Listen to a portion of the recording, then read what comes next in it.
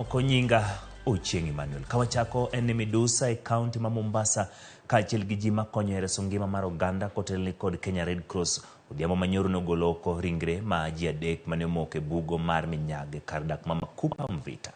E twak margi kod jofwambo bang' golo ringre go, gavana ma Mombasa Abdulswamad Sharif Nassir ochwalo ote mag kuyo ne anyuola manowito jogegi. Juma manyoro ji makonyo e reso ji ne okonyo e reso ji mamoko 4 ma bende ne omoko e bugono kendo ne oring kodgi e kar thieth kama adek ne osethiedhi ma odok pacho kaachiel pod dhi nyime gi yudo thieth.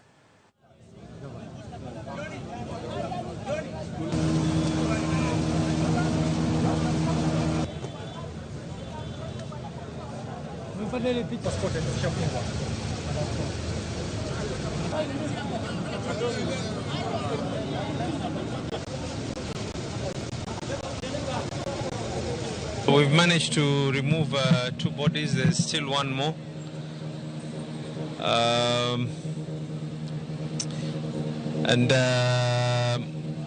One thing is clear, because when they were putting the road, what was coming in was 900 diameter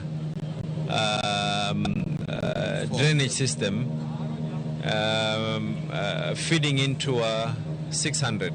So when you get 4 of 900 feeding into 600, it becomes a big problem. So this whole stretch will have to be cut off. We have notified, I've asked the team to make sure that they work with Kenha, because they're the ones who had done this road.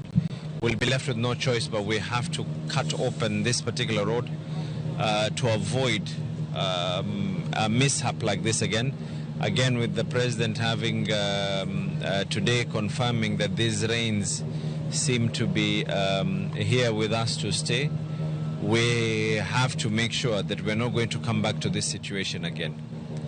We have to make sure. And even as we are doing that, one, they'll have to cut this road, put in the larger diameters, which I'm informed is going to be about 1.5 meters.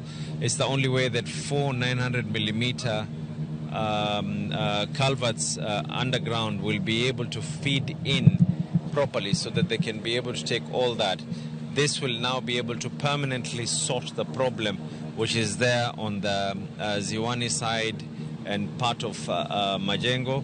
Then secondly, on the part of Bombolulu, I'm equally informed that Kenha have agreed their meeting with the county team, so that to be able to now properly design something that can be a permanent solution.